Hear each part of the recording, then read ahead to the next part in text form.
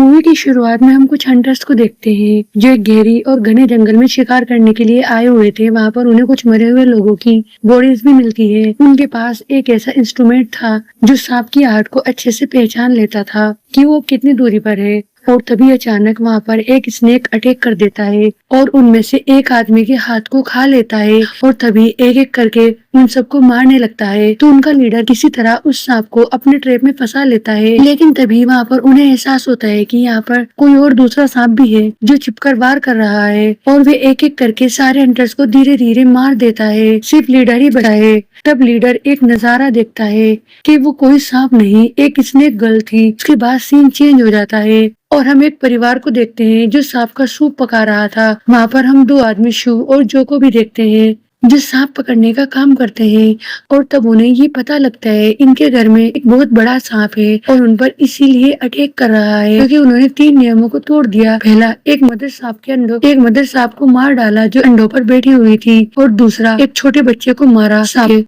और तब यीशु उनसे कहता है जो सांप उन्होंने पिंजरे में बंद किए हुए थे उन्हें छोड़ दो। और तब जो पिंजरा लाता है और उन सांपों को बड़े सांप के पास लाकर रख देता है तो बड़ा सांप उनको सूंघकर चला जाता है। और तब जो उन सारे सांपों को छोड़ देता है। अब शू उस फैमिली को वॉर्न करता है आज के बाद तुम ऐसा कभी भी कोई काम नहीं करोगे, नहीं तो मुसीबत तुम्हारे सर पर आएगी। और वो ये भी बताता है पहले इस गाँव में सांप पकड़ने वाले रहा करते थे, लेकिन लोगों ने सांपों को इतना परेशान किया, नेचर ने उनको एक दिया कि यहाँ पर कोई भी 50 साल से ज्यादा जिंदा नहीं रहेगा। और तभी वे दोनों गांव में घूमने लगते हैं।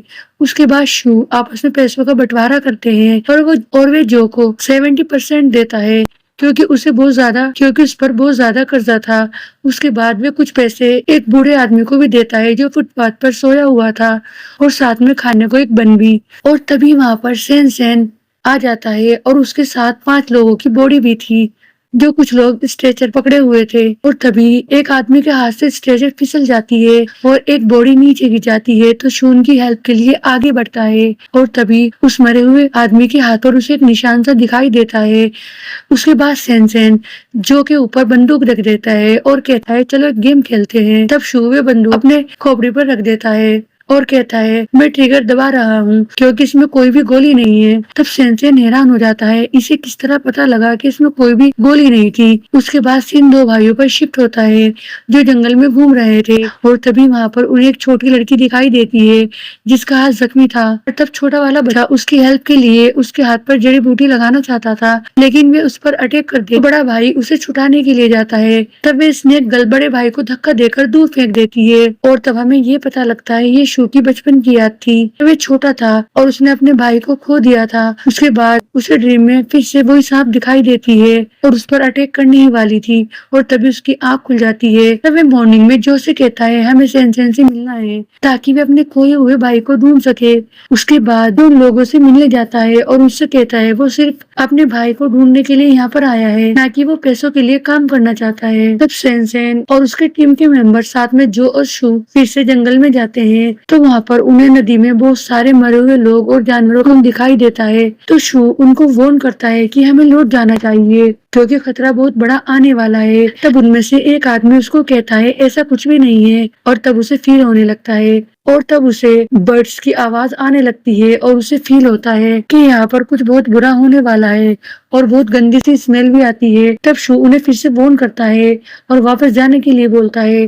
तब उनमें से एक आदमी शू के मुंह पर थूक देता है और उसकी बात को नहीं माना जाता। और तभी सैन का एक आदमी कबर में जा गिरता है जहाँ पर बहुत सारे सांप थे। तब दूसरा आदमी उसे बचाने के लिए कबर में बम फेंक देता है और वे सारे सांपों को मार डालता है। शू ये सब करने के लिए मना करता है, लेकिन कोई भी उसकी बात सुनने को तैयार नहीं था। और तभी वहाँ पर उनमें से एक बहुत बड़ा स्नेक अटैक कर देता है और एक एक करके उनको मारने लगता है। तब सैन और उसके आदमी उस नाग पर बंदूक चलाते हैं जिससे वे नीचे गिर जाता है और जंगल में एकदम शांति छा जाती है। सभी लोग आगे बढ़ते जाते हैं। उसके बाद शू और जू एक तालाब के पास है तो वहाँ पर उन्हें एक लेडी दिखाई देती है जो जंगल में बहुत अजीब सी लग रही थी और उसके बाद वे उन पर अटैक कर देती है।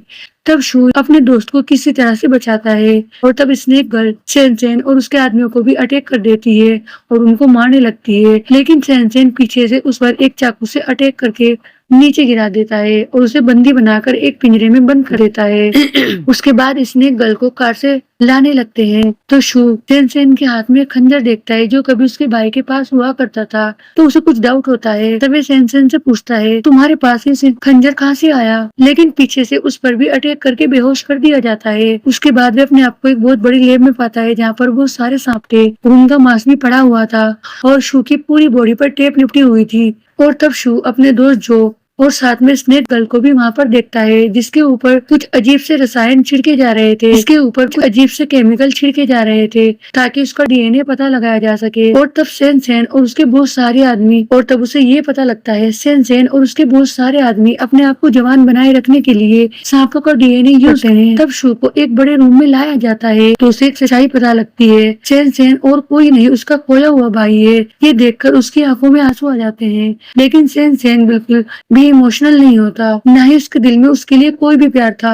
और तब वे एक गेम खेलने के लिए कहता है और शू के दोस्त पर गन को तान देता है और उसके बाद वे जो को मार डालता है। और तब हम ये देखते हैं उसकी गर्लफ्रेंड स्नेक गर्ल पर कैमरे से नजर रख रही थी और स्नेक गर्ल कैमरे की तरफ को अजीब तरह देखकर मुस्कुराती है। ये देखकर वे उस पर जहरीली गैस छोड़ने के लिए कहती है, लेकिन तभी हम देखते हैं स्नेक गर्ल खुद को आजाद कर लेती है। उसके बाद वे लैब के सारे सांपों को छोड़ देती है और जितने भी वहाँ पर पहरेदार थे उन सबको मार डालती है। इधर सेन जो दूसरे रूम में था उसे इन सब बातों का कोई भी इल्म नहीं था लैब में क्या हुआ। अब हम देखते हैं शू को एक जल्लाद काटने ही वाला था, लेकिन स्नेक गर्ल उस पर अटैक कर देती है और वे शू को बचा लेती है। साथ में हम उस बूढ़े आदमी को भी देखते हैं जिसकी हेल्प शू ने चौराहे पर की थी। उसके बाद शू अपने दोस्त को लास्ट विदाई देता है और उसे हक करता है जो मर चुका था। और उसके बाद बूढ़ा आदमी उससे कहता है तुम्हें अकेले यहाँ से जाना होगा और वो ये कहकर अंधेरे में गायब हो जाता है। उसके बाद स्नेक गर्ल सेन की गर्लफ्रेंड को रूम में लाती है और उसे खींचकर एक गड्ढे में फेंक देती है जहाँ पर बहुत सारे सांप पड़े हुए थे। उसके बाद हमें ये पता लगता है ये स्नेक गर्ल कोई और नहीं वही छोटी बच्ची थी जिसे कभी शू ने बचाया था। तब उसे पकड़ा गया और उस पर बहुत सारे एक्सपेरिमेंट किए गए, उसे खतरनाक में बदल दिया गया जिसका बदला लेने के लिए वे उन पर अटैक कर रही थी।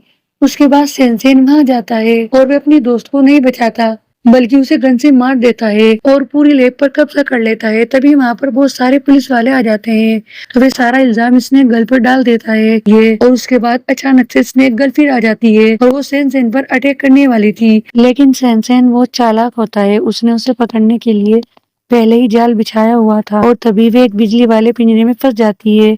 और तब सेन उस पर गन चलाने ही वाला था, लेकिन इसी बीच बूढ़ा आदमी बीच में आ जाता है और गन उसे लग जाती है। जब एक सच्चाई ये पता लगती है कि बूढ़ा आदमी और कोई नहीं उस लड़की का बाप है। इसी बीच अब वो फिर से गन स्नेक गर्ल पर चलाने वाला था, लेकिन शू पीछे से आकर उसे रोक देता है। अब दोनों भाइयों में लड़ाई होने लगती है। उसके बाद वे बूढ़ा आदमी शंख बजाता है जिसे सुनकर स्नेक गर्ल को अपने बचपन की एक याद आ जाती है, किस तरह से उसे लैब में बंद किया गया और किस तरह से उसके फादर उसे बचाने की कोशिश कर रहे थे। ये सारी बातें सोचकर उसे बहुत तेज गुस्सा आता है और वे गुस्से में बिजली के पिंजरे को ही तोड़ देती है और सेन पर अटैक कर देती है और अपनी पूंछ में लपेटकर उसे दूर उसके ही खंजर पर फेंक देती है जिससे वे मारा जाता है। और उसके बाद वे अपने फादर के पास आती है और उन्हें बहुत देर तक इमोशनली देखती रहती है। तब वो शू के पास आती है और उसके कान में कुछ बातें कहती है जिसे सिर्फ वही समझ सकता था। उसके बाद वे जंगल में जाने लगती है तो शू भी उसके पीछे पीछे जाने लगता है। इस तरह से इस मूवी का एंड हो जाता है।